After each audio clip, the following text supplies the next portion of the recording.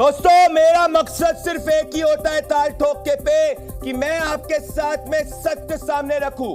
और आज ताल ठोके पे सवाल मैं नहीं, मेरे साथ 140 करोड़ देशवासी ये पूछ रहे हैं कि क्या सीए पर जो विरोध हो रहा है वो विरोध राजनीतिक है वोट बैंक के लिए। और ऐसा मैं क्यों कह रहा हूं दोस्तों, अगर अपने टेलीविजन स्क्रीन पर जो नेताओं की तस्वीरें आप देखेंगे, ये जो नेता इस वक्त जो है, ये नेता इस वक्त जो अपने टेलीविजन स्क्रीन पर अगर आप देखेंगे, ये नेता जो झूठ फैला रहे हैं, भले वो नेता आम आदमी पार्टी के अरविंद केजरीवाल हो, भले वो ममता बनर्जी हो, भले वो असदुद्दीन ओवैसी हो, भले वो एमके स्टालिन हो, भले वो जयराम रमेश हो, भले वो समाजवादी पार्टी के अखिलेश यादव हो, या भले वो महबूबा मुफ्ती हो, सब सीए का विरोध कर रहे हैं कि भाई ये भारत के सेक्युलरिज्म के खिलाफ है। अब इन सब में कॉमन बात दोस्तों क्या है कि ये सब जवाहरलाल नेहरू पर विश्वास रखते हैं। तो मैंने आपके सामने 8 अप्रैल 1950 का नेहरू लियाकत पैक्ट दोस्तों, इसकी ओरिजिनल कॉपी मेरे सामने आ चुकी है। इसके क्लॉज ए पे क्या लिखा है? इसके क्लॉज ए पे यह लिखा है कि हिंदुस्तान और पाकिस्तान की यह जिम्मेदारी है कि वहां की माइनॉरिटीज को कंप्लीटली सिटीजनशिप का इक्वल अधिकार दिया जाए, धर्म के रिस्पेक्ट में उनसे भेदभाव ना हो। इसके क्लॉज ए के पैरा बी में क्या लिखा है कि दोनों सरकारों का यह दायित्व है कि वहां की जो माइनॉरिटीज हैं वो माइनॉरिटीज से खिलाफ स्टेट भेदभाव ना करे। अब अगर दोस्तों पाकिस्तान इस बात को मान रहा होता तो पाकिस्तान में गैर मुसलमान आबादी 20% से ज्यादा जो आजादी के वक्त थी वो आज घट के 2% भी क्यों नहीं रही है दोस्तों। मतलब नेहरू लियाकत पैक्ट के जस्ट बाद में और जस्ट समय में कांग्रेस वर्किंग कमेटी ने 1947 में क्या कहा था? कांग्रेस वर्किंग कमेटी ने 1947 में यह कहा था कि यह दायित्व है भारत का, और इस कांग्रेस वर्किंग कमेटी का ओरिजिनल ड्राफ्ट भी मेरे पास में है कि भारत का दायित्व है कि पाकिस्तान से हिंदुस्तान के अंदर गए शरणार्थियों का वो ख्याल रखा जाए। तो सवाल यह है कि ये नेता विरोध क्यों कर रहे हैं? और मैं अचंभित हूं कि विरोध जो है वो नया है, क्योंकि 8 अप्रैल 2005 को मेरे पास ममता बनर्जी जी की स्पीच भी है। इस स्पीच में ममता बनर्जी जी पार्लियामेंट के अंदर 4 अगस्त 2005 को कहती है, बंगाल में घुसपैठियों का एक बहुत बड़ा संकट आ चुका है। मेरे यहां बांग्लादेशी और हिंदुस्तानी दोनों वोटर हैं। कब संसद इस पे चर्चा करेगी? ये मैं नहीं कह रहा दोस्तों, 4 अगस्त 2005 को ममता बनर्जी जी ये कह रही है। तो सवाल ये उठ रहा है दोस्तों कि आज वो सब नेता जो सीए का विरोध कर रहे हैं, पूर्व के अंदर भले वो कांग्रेस हो गई या टीएमसी हो गई, इन सब ने सीए के पक्ष में क्या तो अपना एक डॉक्यूमेंट पास किया है, कांग्रेस वर्किंग कमेटी ने कोई रेजोल्यूशन पास किया, या इनने घुसपैठियों पे चर्चा जो है वो करने को सदन को कहा है। तो जब ना किसी की नागरिकता जा रही है, जब ना किसी की सिटीजनशिप जारी है, जब हिंदुस्तान के नागरिकों पे लागू ही नहीं हो रहा, तो सवाल मैं नहीं, मेरे साथ 140 करोड़ देशवासी पूछ रहे हैं कि क्या 2024 चुनाव के पहले सीए पर विरोध सिर्फ और सिर्फ वोट बैंक के लिए है दोस्तों? ये सवाल आज मैं नहीं, हम सब पूछ रहे हैं। और इसीलिए इस वक्त देखिए सीए के वोट बैंक वाली राजनीति को पर्दाफाश करने वाली ताल ठोके की एक्सक्लूसिव रिपोर्ट।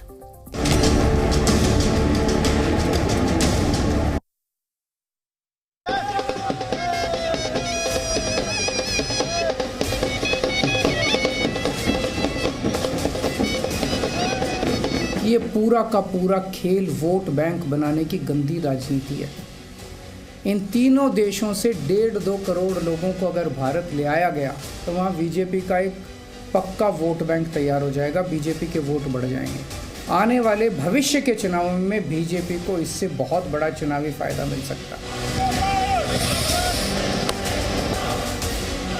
हम ये बताना चाह रहे हैं कि CAA एक्ट को सिर्फ आप CAA से मत देखिए, इसको आपको NPR से और NRC से जोड़कर देखना पड़ेगा। और जब वो होगा तो जाहिर है उसमें सबसे ज़्यादा निशाना बनेंगे मुसलमान, दलित, आदिवासी और गरीब लोग। पूरे देश की मांग है कि सीए को वापस लिया जाए। हम किसी हालत में अपने बच्चों की नौकरियां, अपने बच्चों के रोजगार दूसरे देश के लोगों को किसी हालत में नहीं देंगे।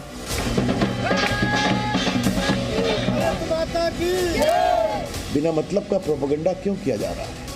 सीए के नाम पर सांप्रदायिक उन्माद फैलाने वालों से मैं एक ही बात कहना चाहूंगा, कृपया करके झूठ का व्यापार करना बंद करें। I am not satisfied.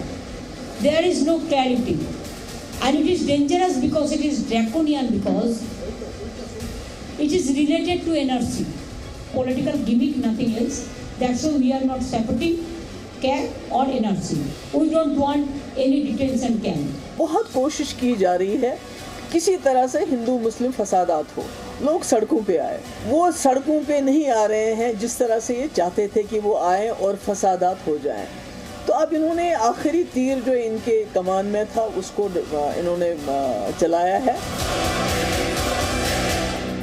मेरे साथ देश के नंबर 1 डिबेट शो में इस वक्त जो है डॉक्टर सुधांशु त्रिवेदी, भारतीय जनता पार्टी के member of parliament, national spoke dynamic spokes person. मेरे साथ में दानिश कुरैशी, एआईएमआईएम के लीडर, मानव जायसवाल, टीएमसी के senior national spokes person, Anuradha Sharma, Aam Aadmi party की नेशनल स्पोक्स पर्सन, सुबुई खान, पॉलिटिकल एनालिस्ट, और हाजिद खान, इस्लामिक स्कॉलर जुड़ रहे हैं। पर आप सभी के पहले मैं धर्मवीर जी के पास आना चाहता हूं, जो पाकिस्तान से हिंदुस्तान के अंदर आए शरणार्थी है दोस्तों। क्योंकि बात दोस्तों ये कोई तथ्यों के रिस्पेक्ट में इनकी मानव डिग्निटी के बारे में है। और मानव जायसवाल जी, मैं चाहता हूं आप भी सुने, क्योंकि ये मानवता के बारे में है। धर्मवीर जी, अगर आप मुझे सुन पा रहे हैं इस वक्त, अगर आप सुन रहे होंगे धर्मवीर जी, विपक्ष की कई पार्टियां जो कह रही हैं कि आपको और आपके जैसे तमाम हिंदुस्तान, पाकिस्तान से, अफगानिस्तान या बांग्लादेश से आए रेफ्यूजीज को हिंदुस्तान जो है वो नागरिकता ना दे।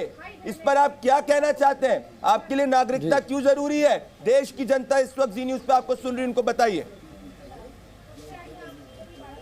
देखो, मैं देश की जनता से और भारत सरकार से, भारत के हर नागरिक से मेरी ये प्रार्थना है, पाकिस्तान, बांग्लादेश, अफगानिस्तान में जो अत्याचार हो रहे हैं, आप उनको वहाँ देखते तो पता चलता, मगर हम वहाँ झेल के आए।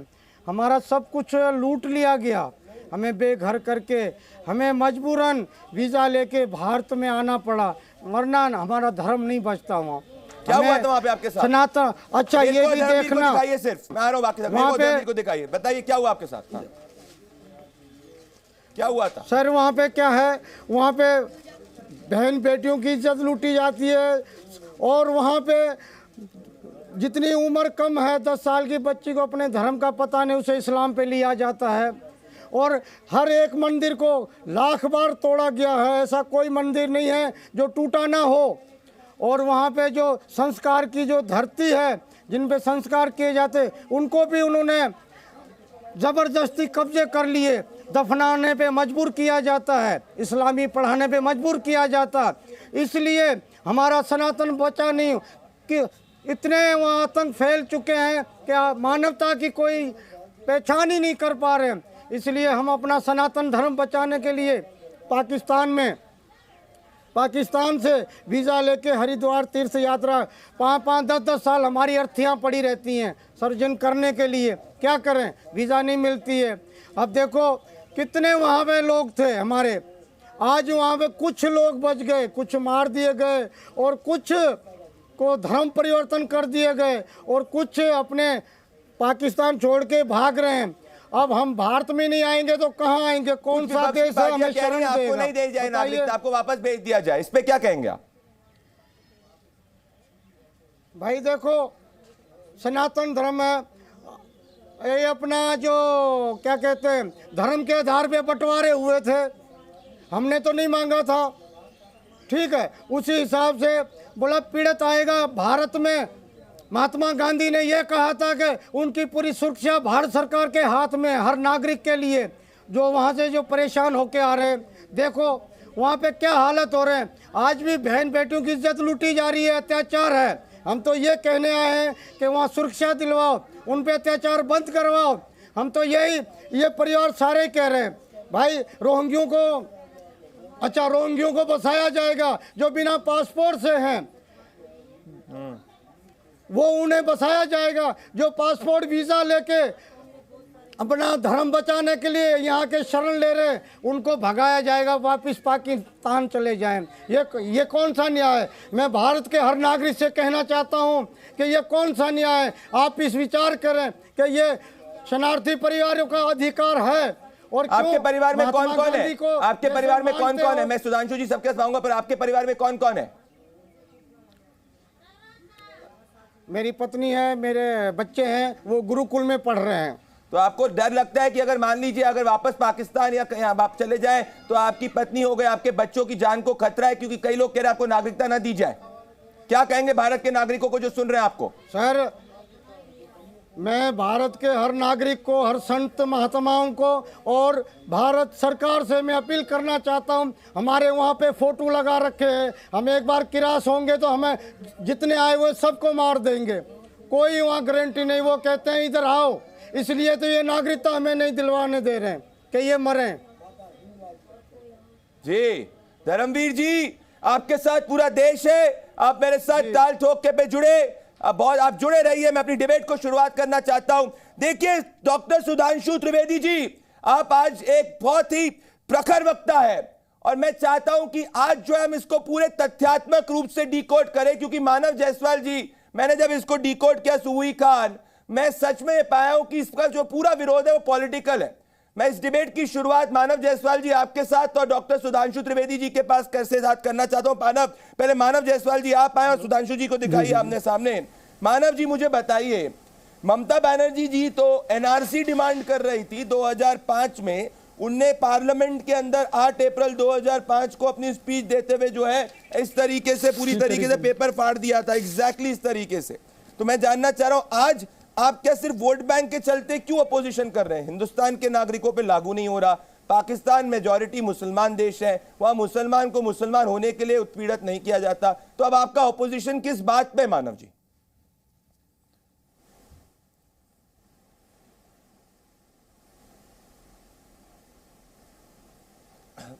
मानव जी के पास मैं आऊंगा, उनका फोन डिस्कनेक्ट हुआ है। सुधांशु जी, मैं आपसे शुरुआत करना चाहता हूं। सुधांशु जी, ऑपोजिशन क्यों हो रहा है आज? ऑपोजिशन सिर्फ पॉलिटिकल इन नेचर है? क्योंकि नेहरू लियाकत पैक्ट है मेरे सामने सुधांशु जी, इसकी ओरिजिनल कॉपी मेरे पास में। यहाँ पे तो नेहरू लियाकत पैक्ट के हिसाब से कमिटमेंट दिया गया था कि पाकिस्तान के अंदर माइनॉरिटीज का ख्याल रखा जाएगा, पर आज माइनॉरिटीज जो वहां पे है वो 1% भी नहीं है, 2% भी नहीं है। तो फिर कहां गलत इस वक्त हो रहा है, जब 25 नवंबर 1947 को CWC ने रेजोल्यूशन पास किया था कि पाकिस्तान से आई हुई माइनॉरिटीज को प्रोटेक्ट करना चाहिए, कांग्रेस वर्किंग कमेटी ने किया था। सुधांशु जी, क्या विरोध से पॉलिटिकल है? सुधांशु त्रिवेदी, फिर मानव जायसवाल। और मैं ये भी बता दूं, ये विरोध राजनीतिक नहीं है, ये विरोध बहुत दर्द देने वाला है, दुखद है, वेदना देने वाला है। आपने 25 नवंबर 1949 का कांग्रेस का रेजोल्यूशन बताया, मैं उससे पहले बताना चाहता हूं 26 सितंबर 1947 को महात्मा गांधी का वक्तव्य है कि जो भी सीमा पार से हिंदू और सिख आना चाहते हैं उनको आने देना, उनके व्यवसाय और व्यवस्था की, जीवन की सारी आवश्यकताओं की व्यवस्था करना भारत सरकार का कर्तव्य होगा। वो भविष्य में कभी भी आना चाहें तो उन्हें आने देना सरकार के लिए कर्तव्य के समान होगा। भाई उसके बाद इनको, चलिए मैं दूसरी बात कहना चाहता हूं, जो आपने अभी बोला प्रदीप जी, मैं आपकी बात पर थोड़ा संशोधन कर दूं। ममता जी ने कागज फाड़ा नहीं था, वो कागज फाड़ने वाले वीर तो राहुल गांधी जी थे।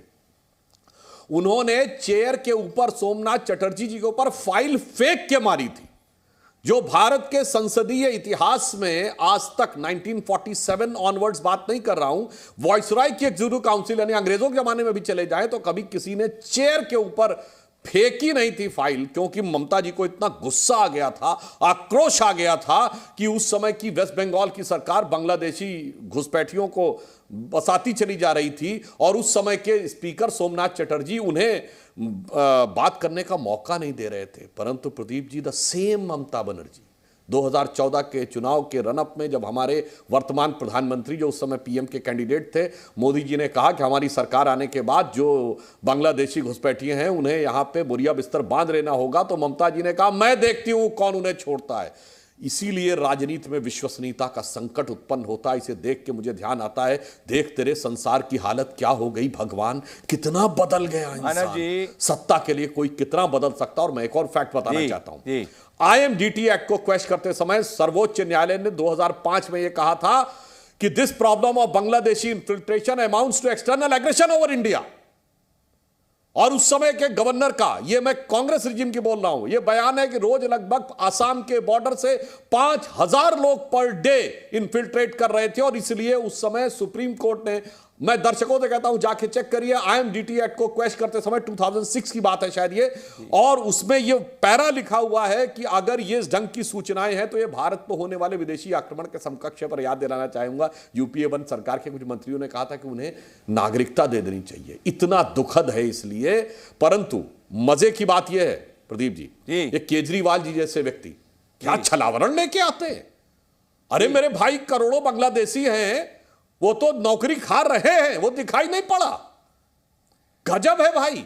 अगर हमारा कोई गरीब व्यक्ति जो है, जो 400 रुपए पर डे पे काम करे, तो वो 200 पे काम करने को तैयार है। झोले में बम भी धमाका कर रहे हैं। जयपुर के धमाके में पकड़े गए, जो मुंबई में आजाद मैदान की घटना हुई थी 2012, उसमें पकड़े गए, जहां तहां पकड़े जा रहे हैं। उनसे नजर नहीं आता केवल इसलिए चूंकि, और मैं एक और बात कहता हूं दर्शकों से, ये जितने लोग मांग रहे हैं इस पे लगभग 80% से अधिक शेड्यूल कास्ट है।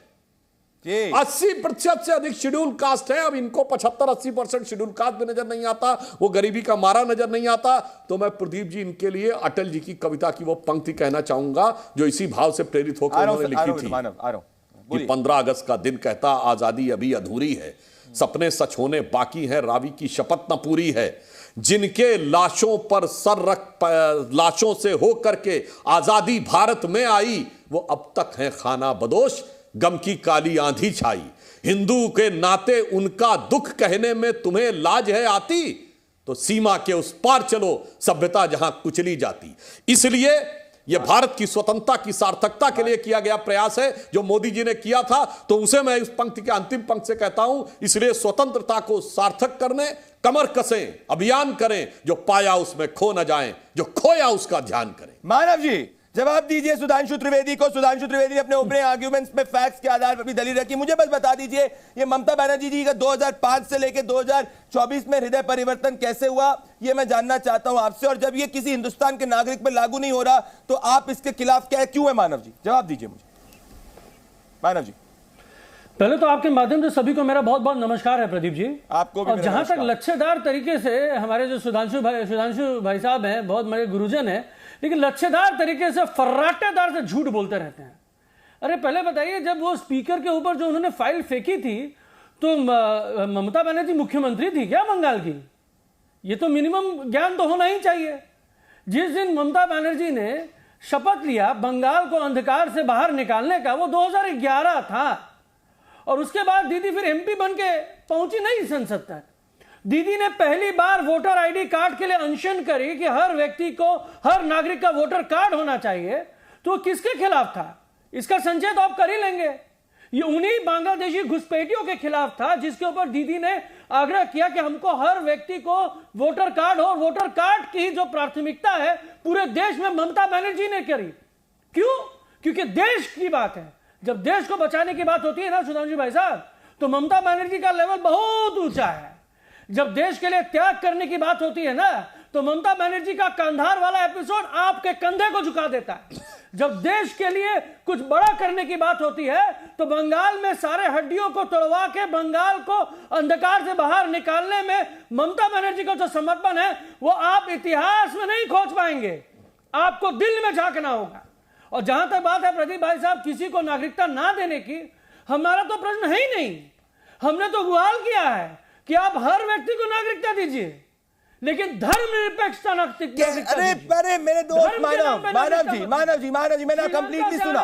मानव जी मैंने ओपनिंग आर्गुमेंट कंप्लीटली सुना। मेरा फैक्चुअली पॉइंट इसमें यह है कि कोई भारत जो है वो धर्मशाला नहीं है कि किसी को भी उठा के दे दे। यहाँ पे कैटेगोरिकली हिस्टोरिकल जो कमिटमेंट था उसके आधार से उसको प्रूव किया गया, जिसकी बात 1964 में होम मिनिस्टर रहते हुए गुलजारी लाल नंदा ने भी कहा था कि हिंदुस्तान की दायित्व है कि पाकिस्तान चाहे शरणार्थी भले हिंदू हो, भले सिख हो, भले बौद्ध हो, भले पारसी हो, उसको हिंदुस्तान शरण दे, क्योंकि वहां पे उनको धर्म के आधार पर प्रताड़ित किया गया है। एग्जैक्टली ये धर्म के आधार पर प्रताड़ित करने की बात है। और अफगानिस्तान, बांग्लादेश और पाकिस्तान मुसलमान मुल्क है, स्टेट रिलीजन इस्लाम है, वहां पे किसी को इस्लाम होने के लिए धर्म के आधार पर प्रताड़ित नहीं किया जा सकता है। ये पॉइंट फैक्चुअल है। मैं इसी बात पे अनुराधा शर्मा जी आपके पास, सुबुई खान आपके पास, मैं आ रहा हूं, मैं सुधांशु त्रिवेदी और आ रहा हूं मानव एक सेकंड सुने को, मानव मेरे को रिबट करिएगा, 1 मिनट दीजिए मुझे, मेरे को अनुराधा शर्मा के पास आना है। मैं हाजिर खान और सुबुई खान के पर अनुराधा शर्मा और डॉक्टर सुधांशु त्रिवेदी के पास आइए। मैं समझ नहीं पाया अनुराधा शर्मा जी कि आज आप कह रहे हैं, सुनिए मेरी बात, और सुधांशु जी जरा आप भी सुनिएगा, उसके पहले अनुराधा शर्मा जी और फिर सुधांशु त्रिवेदी आएंगे, और उसके बाद हाजिर खान आपके पास और सुबुई खान के पास आ रहा हूं। धर्मवीर बने रहिए, आपके पास भी आने वाला हूं। सुधांशु जी और अनुराधा जी, 8 मार्च 2024 को क्या हुआ था अनुराधा जी? 8 मार्च 2024 को क्या हुआ था, पता है आपको? प्रदीप जी आप अपना सवाल कीजिए सीए के ऊपर। वही सीए के मैं बताता हूं, सुनिए। 8 मार्च 2024 को सुधांशु जी, जब सेंट्रल एजेंसीज जो है वो कोशिश कर रही थी बुलडोज करने के लिए पाकिस्तान हिंदू रेफ्यूजीज के घरों को, तो उस वक्त सौरभ भारद्वाज जी ने प्रेस कॉन्फ्रेंस करी थी और कहा था डीडीए इनको टारगेट क्यों कर रही है, डीडीए इनके घरों को क्यों उजाड़ने की कोशिश कर रही है। और आज उन्हीं को जब अनुराधा जी, जब नागरिकता देने की बात हो रही है, तो आप सिर्फ और सिर्फ राजनीतिक रूप से उसका विरोध कर रही हैं। दूसरा फैक्चुअल इनएक्यूरेसी है, किसी को बाहर से नागरिकता नहीं दी जा रही है अनुराधा जी। 31 दिसंबर 2014 के पहले तक जो भी भारत के अंदर धार्मिक रूप से शरणार्थी है उनको नागरिकता दी जा रही। तो ऐसा नहीं पाकिस्तान से किसी को बुला रहे आ जाओ, अफगानिस्तान से बुला आ जाओ, कहीं बांग्लादेश में आ जाओ, ऐसा नहीं है। तो आप भ्रम क्यों फैला रही हैं? अनुराधा जी पहले आप, फिर सुधांशु जी। अनुराधा जी बोलिए। प्रदीप जी मेरी आवाज मिल रही है? पूरी तरीके से बोलिए। प्रदीप जी मैं अपनी बात को शुरू कर रही हूँ जो सुबह केजरीवाल जी ने अपनी प्रेस कॉन्फ्रेंस की है वहां से। मैं वो शब्द नहीं बोलूंगी जो आप मुझसे बुलवाना चाहते हैं, मैं वो बोलूंगी जो मेरी पार्टी का स्टैंड है, जो मेरे सेंट्रल जो नेतृत्व है उसका स्टैंड है। केजरीवाल जी ने बिल्कुल स्पष्ट रूप से ये कहा है, पहली बात तो ये कि बार बार भी मैं ये सुन रही थी, ये कहा जा रहा है कि हम ये भ्रम फैला रहे हैं कि किसी की नागरिकता वापस ले ली जाएगी, ये बात तो कही नहीं गई। दूसरी बात ये है कि नागरिकता दी जाए, लेकिन साथ में जो सवाल है उसको भी नजरअंदाज नहीं किया जा सकता। इस देश के अंदर आप जो शरणार्थियों को आप नागरिकता देने की बात कर रहे हैं, तो क्या सिर्फ यही एक कर्तव्य है सेंट्रल गवर्नमेंट का? क्या जो लोग इस देश के अंदर रह रहे हैं उनके प्रति अपने कर्तव्य की पूर्ति कर चुकी है सेंट्रल गवर्नमेंट? क्या इस देश के अंदर जो लोग हैं उनको सुरक्षा दे चुकी है? क्या इसके देश के अंदर जो नौजवान हैं उन्हें रोजगार दे चुकी है? क्या इस देश के अंदर हर आदमी को घर उपलब्ध है? क्या इस देश के अंदर स्वयं प्रधानमंत्री जी कहते हैं कि 80 करोड़ लोगों को सेंट्रल गवर्नमेंट रोटी खिला रही है, क्या वो रोटी की हकदार नहीं है? क्या उनका कोई अधिकार नहीं है इस देश में? हमारा सिर्फ ये कहना है कि पहले अपने कर्तव्य का निर्वहन इस देश की सरकार को, इस देश के नागरिकों के प्रति करना चाहिए, उसके बाद दूसरे देश से आए हुए लोगों के प्रति अपनी संवेदनाएं और अपने कर्तव्य का पालन वो करें। पहली बात। दूसरी बात मैं ये कहना चाहती हूँ कि बार बार इस बात को कहना कि हम भ्रम फैला रहे हैं, प्रदीप जी आपके चैनल के माध्यम से कहना चाहती हूँ, हम विपक्षी पार्टी हैं, अगर हम अपनी बात कहते हैं तो वो भ्रम फैलाना है? क्या हमें अपनी बात कहने का इस देश में हक नहीं है? पूरा अधिकार है। मैं कह रहा हूं अनुराधा जी, आपको पूरा अधिकार है। मैंने जितना सुनी अनुराधा जी, पूरा अनुराधा जी, मैं आपको उतना ही पूरा अधिकार है। मेरे शो पे मैं किसी को म्यूट नहीं करता। मेरी बात सुनिए। नहीं, एक सेकंड अनुराधा जी, ये पॉइंट बहुत इंपॉर्टेंट है। मैंने आपको पूरी तरीके से पेशेंटली सुना और मैंने रोका नहीं। प्लीज सुनिए अनुराधा जी की थोड़ी वॉल्यूम को आप करिए। अनुराधा जी मेरी बात सुनिए। भ्रम आपका स्कैप जी। अनुराधा जी मेरी बात ध्यान से सुनिए, क्योंकि मैं बोल रहा हूं और आप दोनों बोल रही तो नहीं। सुधांशु जी, भ्रम मैं पॉइंट इसीलिए कह रहा हूं अनुराधा जी, क्योंकि एक पॉइंट आपने कहा कि भाई बाहर से आए हुए लोगों को नागरिकता देने की बात हो रही है। मैं कह रहा हूं बाहर से कोई नहीं आ रहा, 1.5 करोड़ लोग बाहर से नहीं आ रहे जिनको वोट बैंक बना के नागरिकता दी जाएगी। यहां ऑलरेडी भारत के अंदर इतने साल से लोग मौजूद हैं जिनको नागरिकता नहीं दी गई थी। इसकी बात सुधांशु त्रिवेदी जी, जब मनमोहन सरकार थी तो उसकी होम मिनिस्ट्री ने जून 2010 को एक नोटिफिकेशन पास किया था जिसमें कहा गया था कि यहां से आए हुए, यहां पे जो पाकिस्तान से आए हुए शरणार्थी हैं उनको लॉन्ग टर्म वीजा दिया जाए, जिसमें हिंदू और सिख पर्टिकुलरली वर्ड इस्तेमाल किया गया था इस पॉलिसी के अंदर। तो ऐसा बात है सुधांशु जी, ये तो पॉलिसी की कंटिन्यूटी है। तो फिर इसमें किया जो अनुराधा जी के पॉइंट पे आप जवाब दीजिए कि आपने अपनी बाकी प्रोमिसेस को पूरा नहीं किया, इसी आप इसको क्यों पूरा कर रहे हैं? सुधांशु त्रिवेदी। मैं पूरी बात जवाब देता हूं जी। पहली बात जो इन्होंने कहा नौकरी की बात, तो इस देश में 2 करोड़ बांग्लादेशी हैं, यह भारत सरकार का ऑफिशियल स्टेटमेंट है, और जिसमें भारी संख्या में दिल्ली में होंगे। दिल्ली में इनकी सरकार है, इन्होंने कहा 1000 रुपए हर महिला को देंगे। मैं पूछना चाहता हूं, आइडेंटिफाई किया कि उन बांग्लादेशियों को नहीं देंगे? अरे नौकरी छोड़िए, सरकारी खजाने से पैसा दे देंगे। या ये कह रहे हैं आप दिल्ली में सरकार है, आप जिम्मेदारी से कह रहे हैं दिल्ली में एक भी बांग्लादेशी घुसपैठिया नहीं है, एक भी रोहिंग्या नहीं है? बोलिए, ये तो आपका स्टेट गवर्नमेंट का काम है ना। उनको तो पैसा भी देंगे, उनको नौकरी भी देंगे, उनको सब कुछ देंगे, केवल दुखियारे मारे हुए हिंदू सिख बौद्ध आएंगे तो इनके दिल में दर्द होने लगेगा कि वो नौकरी खा जाएंगे। अब मैं बताना चाहता हूं, मैं एक और फैक्ट कहना चाहता हूं। ऑफिशियल स्टेटमेंट है इनकी, हमारी सरकार आने से पहले केंद्र सरकार का, कि 1,40,000 पाकिस्तान से आए हुए हिंदू और हिंदुओं ने प्रिसाइजली नागरिकता का आवेदन कर रखा है। सुखबीर सिंह बादल का फ्लोर ऑफ द हाउस पे बयान था कि 60,000 सिखों ने, जिसमें पाकिस्तान और अफगानिस्तान दोनों के शामिल थे, नागरिकता के लिए आवेदन कर रखा है। मैं पूछना चाहता हूं, ये बताएं कितने मुसलमानों ने आवेदन कर रखा है? चुनौती से पूछता हूं, डाटा तो रखिए, जवाब दीजिए। अरे जो नागरिकता के लिए आवेदन ही नहीं कर रहा है, वो कह रहे हैं उसको नागरिकता चाहिए। पॉइंट पे अनुराधा जी जवाब, और जिसने आवेदन किया है हमने दिया है। सुधांशु जी जवाब पिछले 6 वर्षों में हमने 500 पाकिस्तान और बांग्लादेश के मुसलमानों को नागरिकता दी है, जिसमें अदनान सामी जैसा व्यक्ति भी शामिल है। अनुराधा जी, अरे जो अप्लाई नहीं कर रहा उसके लिए दिल में दर्द है, और जो नौकरी खा जा रहा है उसके दर्द नहीं है, जो धमाके कर रहा है उससे कोई डर नहीं है। सबको देश को पता है कि कौन आपके घर के बगल में किस झुग्गी झोपड़ी से धमाका हो सकता है। ये यही फीलिंग है जो कहते हैं हिंदू आतंकवादी हो सकता है, मगर आतंकवाद का मजहब नहीं हो सकता। अनुराधा जी 20 सेकंड रिपोर्टर जवाब दीजिए आप। जी प्रदीप जी, मैं बड़ी विनम्रता के साथ सुधांशु जी को कहना चाहती हूँ कि वो धमाकों की और धमकियों की बात ना करें तो ज्यादा बेटर है। दूसरों पे उंगली उठाने से पहले अपने अंदर देखें। अभी उत्तर प्रदेश का उदाहरण मैं उनको देना चाहती हूँ। योगी आदित्यनाथ जी को राम मंदिर को उड़ाने की धमकी देने वाले कौन लोग निकले जांच में, मुझे बताए। वो धमकियां देना और बम के धमाके फोड़ने के लिए किसी मजहब की जरूरत नहीं है, किसी जाति विशेष की जरूरत नहीं है। और मैं बड़ी जिम्मेदारी के साथ एक बात कहना चाहती हूँ कि हम कोई वैमनस्य नहीं फैलाना चाहते, हम कोई जाति बिरादरी की बात नहीं करना चाहते। सुधांशु जी मुझे जवाब दे कि यदि वोट पोलराइजेशन की और अपने राजनीतिक हितों को वो सियासी जामा पहनाने के लिए हर कदम नहीं उठाते, तो लाल किले से हमारे आदरणीय मोदी जी ने विभाजन विभीषिका दिवस की बात करके क्यों 47 के जख्मों को हरा किया, क्यों हिंदू मुस्लिम के जख्मों को हरा किया, क्यों उन्होंने इस देश के अंदर इतनी साल से अपने दर्द को सहने वाले लोगों के जख्मों को जवाब दे रहे सुधांशु जी मेरे पास 15 सेकंड का रिबेटल का मौका है, बस 15 सेकंड। जी अनुराधा जी जवाब दे रहे हैं, सुबह इंतजार कर रही है, सुबह इंतजार कर रही है। अनुराधा जी आप स्काइप पे, अनुराधा जी स्काइप पे 2 लोग बोलेंगे तो नहीं। आपने एक सवाल पूछा, सुधांशु त्रिवेदी जवाब दे रहे, मानव जायसवाल बने हुए, हाजिर खान और सुबह खान और मानव जायसवाल और धर्मवीर के पास आ रहा। सुधांशु जी 15 सेकंड का रिबेटल का, 15 सेकंड। सुधांशु त्रिवेदी 15 सेकंड, बस 15 सेकंड। इनके दिल के अंदर कितनी घृणा भरी हुई है वो सामने आ गया कि विभाजन विभीषिका दिवस पे तो इनको दर्द है, और हमास के फेवर में, फिलिस्तीन के फेवर में प्रस्ताव पारित करते हुए दिल में दर्द नहीं है। क्या लेना देना है भारत के लोगों का हमास और इजराइल से? क्या लेना देना है फिलिस्तीन का? मगर उसके बाद दर्जनों पार्टियों ने ट्वीट किया है, प्रियंका गांधी ने आर्टिकल लिखा है, सोनिया गांधी ने, और आपके नेता सुनिए जो जेल में है, deputy chief minister Manish Sisodia ji का बयान था, शाहीन बाग मेरे दिल में है, शाहीन बाग दिल में है, मगर दिल में बहुत दुखी हूं रहने वालों के लिए नफरत और सुधांशु जी मैं बहुत दुखी हूं आज, दुख के साथ मैं बहुत दुखी हूं आज, मैं बहुत दुखी हूं। मैं आना चाहता हूं हाजी खान और दानिश कुरैशी। अनुराधा जी मैंने पूरी डिबेट में 60% टाइम अब मैं कह रहा, मुझे डिबेट खोलनी पड़ेगी। सुधांशु जी आज मैं बहुत दुखी हूं और बहुत दिनों बाद मैं आज बहुत दुखी हूं। सुबुही हाजी खान और दानिश कुरैशी, माना मुझे पता आप इंतजार करें, मैं कौन इंटरप्टेड 90 सेकंड्स दूंगा, थोड़ा सा पेशेंस रखिए प्लीज, थोड़ा सा। हाजी खान, सुबुही खान और दानिश कुरैशी, क्योंकि डिबेट हो चुकी है, अभी तक आए नहीं हूं।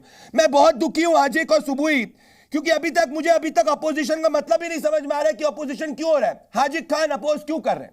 आप क्या ये कह रहे हैं कि पाकिस्तान में मुसलमान को मुसलमान होने के लिए उत्पीड़ित किया जा रहा है? ये जवाब दीजिए। अफगानिस्तान में मुसलमान होने के लिए मुसलमान को उत्पीड़ित किया जा रहा है, इसीलिए आप चाह रहे हैं। दिक्कत क्या हाजिक खान, प्रॉब्लम क्या हाजिक खान?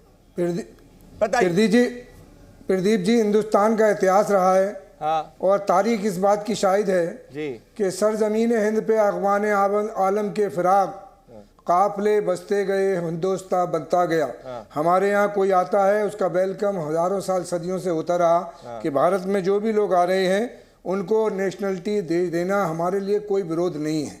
बात इस बात का विरोध है कि भारतीय जनता पार्टी झूठ बोलती है, बार बार झूठ बोलती है।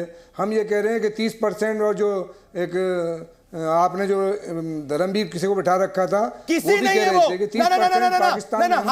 हाजिक भाई वो किसी नहीं है। वो धर्मवीर उन लोगों को रिप्रेजेंट करता है जो पिछले 70 सालों से महात्मा गांधी और जवाहरलाल नेहरू के आश्वासन के इंतजार में यहाँ पे आए थे। अरे अडवाणी जी उसी आश्वासन पे आए, खुराना साहब उसी आश्वासन पे आए, और तमाम हिंदुस्तान में पंजाबी सिंधी सब सरदार उसी पर आए। मानवता की बात है, वो किसी नहीं है। बोलिए 47 की बात पर ही आए। और हमें किसी को हिंदुस्तान के लोगों को इसका एतराज नहीं है। बात सन की दुरंगी है कि 30% लोग रहते थे। मैं कहता हूँ जब पाकिस्तान बढ़ा, हिंदुस्तान में जो आए हिंदू और बांग्लादेश में जो गए हिंदू, वो कहां गए? वो हिंदुस्तान में आप उस 30% को गिनते रहोगे। भारत में 34% मुसलमान थे, आज 20% है। भाई जो चले गए वो जहां भी गए।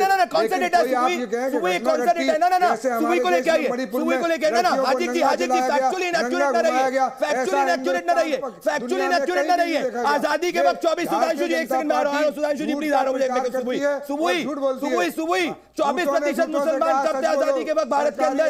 आजादी के भारत के 24% मुसलमान कब थे? क्या बोल रहे हैं? फैक्चुअली गलत कैसे हो? हाजी को सुबुई को लाइए ना। मैं दर्शकों के सामने क्लियर करना चाहता हूं, माइनॉरिटीज हिंदुस्तान के अंदर जितनी सुरक्षित है उतनी कहीं नहीं है। और मुसलमान जो है वो हिंदुस्तान के अंदर उनकी आबादी बढ़ी है। आजादी के लेके अभी तक 24% नहीं थी आजादी। हाजी जी थोड़ा फैक्चुअली इनएक्यूरेट। सुबुई मैं अपोजिशन समझ नहीं पा रहा हूं, क्यों अपोजिशन हो रहा है? दिक्कत क्या बात है? सुबुई खान तब से इंतजार करी थी अनइंटरप्टेड। सुबुई खान, दानिश कुरैशी आपके पास आ रहा हूं। मानव अनइंटरप्टेड 90 सेकंड दूंगा। मानव और सुधांशु जी आपके पास भी आ रहा हूं, थोड़ा सा पेशेंस रखिए। सुबुई गो अहेड।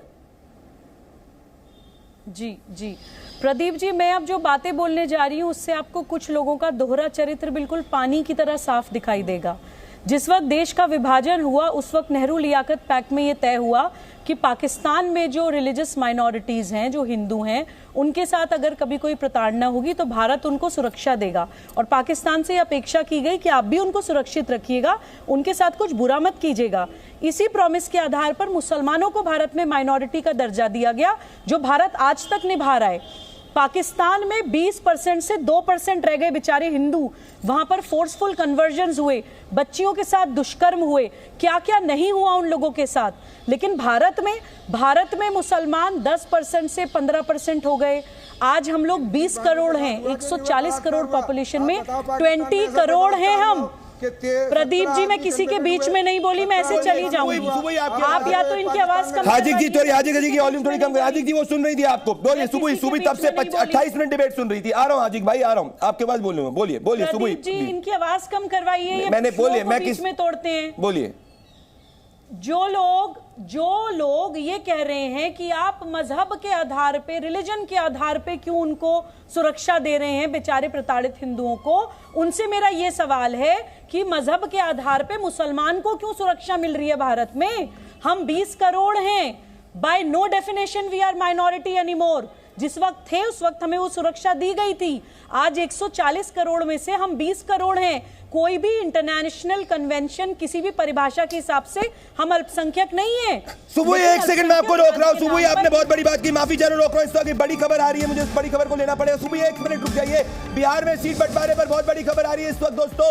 ये सूत्र बता रहे हैं कि जेपी नड्डा और चिराग पासवान के बीच में बैठक खत्म हुई और चिराग पासवान जो है वो हाजीपुर की सीट से चुनाव लड़ेंगे। मतलब पशुपति पारस जो चाह रहे थे कि हाजीपुर की सीट से चुनाव लड़े, उसके ऊपर जो है अब ये क्लियर होता जा रहा है कि पशुपति पारस हाजीपुर की सीट छोड़ेंगे। इसको ये बस वक्त की बड़ी खबर है। मेरे साथ रविंदर जुड़े। रविंदर जी, लेटेस्ट अपडेट क्या है? चिराग पासवान हाजीपुर। रविंदर, मैं आ रहा हूं डिबेट में वापस। रविंदर जी बिल्कुल, देखिए अभी जो सूचना मिल रही है कि जिस तरह से जेपी नड्डा के साथ मुलाकात करके चिराग पासवान ने एक्स पर अपना विचार भी डाले हैं कि सहमति बन गई है और उचित समय पर इसकी जानकारी दी जाएगी। लेकिन सूत्रों से जानकारी मिल रही है कि हाजीपुर सीट से भतीजा यानी चिराग पासवान ही चुनाव लड़ेंगे। पशुपति पारस को ये सीट नहीं दिया गया है। बीजेपी भी चाहती थी कि चिराग पासवान को ये सीट मिले, लेकिन सीट कौन सा, चाचा कितने सीट पर लड़ेंगे और भतीजा कितने सीटों पर लड़ेंगे, इसका खुलासा बाद में होगा। लेकिन बीजेपी दोनों को मिलाकर 6 सीटें देगी, जिसमें हाजीपुर सीट से चिराग पासवान चुनाव लड़ेंगे। बिल्कुल रविंदर जी मेरे साथ जुड़े इस वक्त की ब्रेकिंग न्यूज में डिबेट में वापस आना चाहता हूं, और मेरे साथ दानिश कुरैशी को अभी तक मौका नहीं मिला है। दानिश कुरैशी, मानव जायसवाल, सुधांशु त्रिवेदी, सुबुई खान। मैं मानव जायसवाल और सुधांशु त्रिवेदी जी आपके पास आ रहा हूं, उसके पहले मैं दानिश कुरैशी के पास आना चाहता हूं। सुबुई को स्क्रीन पे रखिए। मैं कह रहा हूं दानिश कुरैशी, मुझे बता दो कि ये सेक्युलरिज्म के खिलाफ कैसे है, मुझे बता दो दिक्कत क्या है सीए से, मुझे बताओ दानिश जी, स्पेसिफिक बताओ 3 दिक्कत 1 2 3 बोलिए दानिश। देखिए, सबसे पहले तो एक बात मैं आपको बता दूं, एक पक्षकार जो हमारे यहाँ बैठे हैं, शायद धर्मवीर भाई हैं, वो पाकिस्तानी हैं ओरिजिन, और क्लेम कर रखे हैं कि उनको यहाँ पर सिटीजनशिप मिले। तो देखिए, ये लोग हो चाहे फिर हसनैन और आमिर जैसे बाप बेटे हो, ये इसी तरीके के लोग हैं। वो अपने मुल्क के लिए, हसनैन और आमिर जो दिल्ली गौतमपुरी का था, वही भाषा जाके बोल रहा था जो धर्मवीर यहाँ बोल रहे हैं। सुनिए, ये अपने मुल्क के नहीं हुए, सुनिए नहीं खत्म कर लूं। जो अपने मुल्क के नहीं हुए, ये आमिर और हसनैन ये अपने मुल्क के नहीं हुए, इसी तरह धर्मवीर भी अपने मुल्क का नहीं हुआ। मुल्क की बात कर रहे हैं, धर्मवीर के लिए धर्मवीर के लिए नहीं। दानिश जी आप चाह रहे थे कि वो पाकिस्तान के अंदर बड़े होकर उनकी बीवी के साथ, उनके बच्चों के साथ में उत्पीड़न होते रहे, वो पाकिस्तान के अंदर रहे, वो शरणार्थी रूप से हिंदुस्तान के अंदर नहीं आए। आप क्या कह रहे थे? नहीं, आप क्या कह रहे थे? आप क्या कह रहे थे? तो वो अपने मुल्क का विरोधी है। आप क्या कह रहे थे कि वो वहीं पे रहे, उनके परिवार की जान खतरे में पड़ जाए? क्या कह रहे थे आप?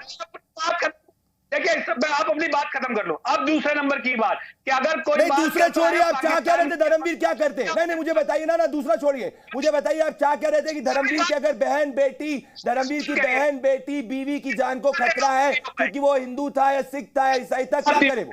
क्या करे? वहीं रहे वो? हाँ बोलिए, हाँ बताइए क्या करे वो? जिन लोगों ने पाकिस्तान मांगा था, उन्होंने धर्म के आधार पर मांगा था, जो चाहे बांग्लादेश के रूपी पहले पूर्व पाकिस्तान था, और अगर अफगानिस्तान के किसी हिस्से की बात की जाए, पहले सुनिए, भारत की जहां तक बात है, भारत ने कभी भी धर्म को आधार नहीं माना था, न बनाया था, न ही मानता है। हम यहाँ जो बात करते हैं समानता की बात करते हैं, हम इक्वालिटी की बात करते हैं, धर्म आधार नहीं हो सकता। इसीलिए हम पाकिस्तान, क्योंकि उनका आधार धर्म है, हमारा आधार धर्म था नहीं और नहीं अब है। इसीलिए अनुराधा बहन जी से मेरी बात सवाल है, अनुराधा बहन जी से मेरा सवाल है। नहीं, अनुराधा बहन जी रुकिए, धर्मवीर रुक जाइए ना, धर्मवीर एक सेकंड, धर्मवीर एक सेकंड रुक जाइए, मैं दानिश कुरैशी की बात पे अचंभित हूं। सुधांशु, धर्मवीर में आ रहा हूं, सुधांशु त्रिवेदी और मानव जायसवाल। धर्मवीर क्या रहे थे दानिश कुरैशी की? धर्मवीर जो है अपने बीवी बच्चों के साथ में, जहां पे उसकी जान को खतरा है क्योंकि वो हिंदू था, वो वहीं पे पाकिस्तान में रहे, उसकी जान चले जाए, उसकी बेटी के साथ उत्पीड़न हो जाए, और आप जो है पाकिस्तान में, वो विवशता के कारण पाकिस्तान में था, वो चॉइस के कारण पाकिस्तान नहीं गया था, वो हिंदुस्तान आना चाहता था, ये फैक्ट था। मेरी बात ध्यान से सुनिए, सुधांशु त्रिवेदी और मानव जायसवाल और सुबुई खान, मानव जायसवाल, सुबुई खान और सुधांशु त्रिवेदी। मेरे पास डिबेट में 4 मिनट बचे। पहले मानव जायसवाल को मैंने प्रॉमिस किया था अनइंटरप्टेड समय। मानव जायसवाल, स्पेसिफिकली मैं आऊंगा, एनआरसी लागू नहीं हुआ है, ममता बनर्जी कह रही है एनआरसी और सीए को लाया जा रहा है। मुझे स्पेसिफिक बताइए, मानव अभी तक पूरी डिबेट में नहीं बता पाए, दिक्कत क्या है सीए से? स्पेसिफिक बोलिए मानव, मेरी दिक्कत 1 2 3 4 है, बताइए, और फिर सुधांशु और सुबुई आएंगे, बोलिए।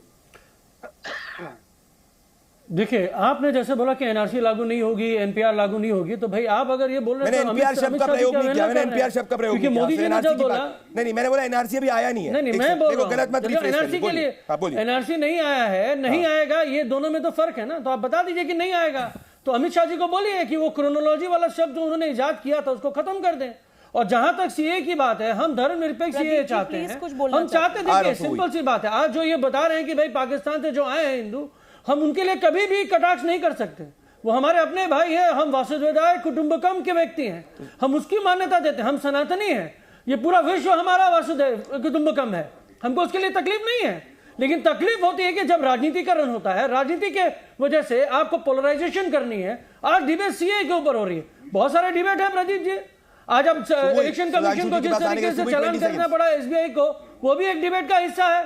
सुधांशु जी फराटेदार झूठ बोलते हैं। सुधांशु जी जवाब देंगे, ठीक है माना, मैंने आपको आप झूठ बोल समय कम है, मुझे सुधांशु सुबुई को लेना है, ठीक है। भ्रष्टाचारी जुमला पार्टी जिस तरीके से पूरे देश में जुमला फैला रही है, ये वही एक जुमला है और पोलराइजेशन। आ रहा हूं मैं सुधांशु जी के पास, आ रहा हूं, पर मुझे सुबुई 20 सेकंड, सुबुई 20 सेकंड सुधांशु त्रिवेदी के पास। पोलराइजेशन, आपके पास दम है तो अपने कार्यशैली में लड़िए, बोलिए किया है, बोलिए कुछ नहीं है आपके पास। सुबुई 20 सेकंड सुधांशु जी के पास आ रहा हूं। सुबुई I have left side 20 second, सुबुई 20 सेकंड जी। और हिंदू मुस्लिम के अलावा प्रदीप, ठीक है प्रदीप देखिए, ठीक है मानव, आपका बात हो गई, सुबुई दे रही है, फिर सुधांशु के पास, ठीक है मानव। मैं ये कहना चाहती हूँ प्रदीप, मैं बहुत ही सिंपल शब्दों में एक बात कहना चाहती हूँ कि ये बीजेपी, आरएसएस, कांग्रेस या इस तरह राजनीतिक दलों का मुद्दा नहीं है। सीएए ह्यूमन राइट्स का मुद्दा है कि भाई किसी के साथ कोई प्रताड़ना हो रही है। अभी वसुदेव कुटुंबकम आप कह रहे हैं, तो अगर हम भारत में 20 करोड़ मुसलमानों को माइनॉरिटी का दर्जा देके सुरक्षा दे रहे हैं, तो हम अपने पड़ोसी मुल्कों के उन हिंदुओं को भी सुरक्षा देंगे जिनसे हम वादा कर चुके हैं विभाजन के समय पे भी अगर आपके साथ कुछ बुरा होगा तो हम आपको सुरक्षा देंगे। लेकिन आप लोग दोहरा चरित्र दिखाएंगे। और दूसरी बात, एनआरसी को जो ये लोग क्रिटिसाइज करते हैं, एनआरसी राष्ट्रीय सुरक्षा का मुद्दा है। ठीक है, एनआरसी में बात करूंगा। सुधांशु त्रिवेदी जी, मेरे पास सिर्फ 1 मिनट का समय बचा है। सुधांशु त्रिवेदी तब से इंतजार कर रहे थे। सुधांशु त्रिवेदी, मानव जायसवाल, सुधांशु त्रिवेदी जी ये कह रहे हैं आप राजनीतिकरण कर रहे हैं। सुधांशु जी, मानव जायसवाल राजनीतिकरण कह रहे हैं, आप कर रहे हैं। सुधांशु, मैं एक बात कह दूं जी, अभी दानिश कुरैशी ने जिस प्रकार की बात कही, मुझे समझ ही में नहीं आता इनमें जरा भी दानिश्वरी है। अगर ये बात कह रहे, मैं इनसे सिर्फ पूछना चाहता हूं, अगर मुल्क की अपनी बात है तो भारत तेरे टुकड़े होंगे इंशाअल्लाह कहने वाले मुल्क के गद्दार हैं कि नहीं? कश्मीर में ये कहने वाले कश्मीर बनेगा पाकिस्तान, मेरी जान पाकिस्तान, गद्दार हैं कि नहीं? बोलिए, कभी बोला आपने इस बात के लिए? और ये बताइए, फिलिस्तीन के मुद्दे को लेकर भारत सरकार के खिलाफ प्रदर्शन करने वाले भारत के गद्दार हैं कि नहीं? बोलिए, तब चू हो जाएगा। और सुनिए, मानव जायसवाल से मैं कहना चाहता हूं, भाई बहुत बोल गए आप इलेक्टोरल बॉन्ड का। इलेक्टोरल बॉन्ड में बीजेपी को नंबर 1, कांग्रेस को नंबर 2 और तृणमूल कांग्रेस को कितना मिला मेरे भाई? ऐसे झूठ व्यक्तिगत बात, 1092 करोड़ रुपया मिला कितना है? और कांग्रेस को मत कर दे। मेरे पास समय नहीं था, पर मैं दर्शकों को कहना चाहता हूं ताल ठोक के कि हिंदुस्तान और पाकिस्तान का विभाजन जो हुआ था, पाकिस्तान धर्म के आधार पर बना था। पाकिस्तान इस्लामिक राष्ट्र था, और इस्लामिक राष्ट्र है तो जो हिंदू, सिख, पारसी, क्रिश्चियन अगर हिंदुस्तान के अंदर आना चाहते हैं तो ये हमारा सिविलाइजेशनल दायित्व है, जिसका कमिटमेंट महात्मा गांधी से लेकर जवाहरलाल नेहरू से लेकर गुलजारीलाल नंदा ने सबने करा था। और इसीलिए पास में कांग्रेस ने वर्किंग कमेटी में भी इसको पास किया था। सीए का पोजीशन सिर्फ और सिर्फ पॉलिटिकल है, राजनीतिक है, क्योंकि किसी की नागरिकता जा नहीं रही। मेरे साथ जुड़ने के लिए बहुत बहुत धन्यवाद। नमस्कार, धन्यवाद।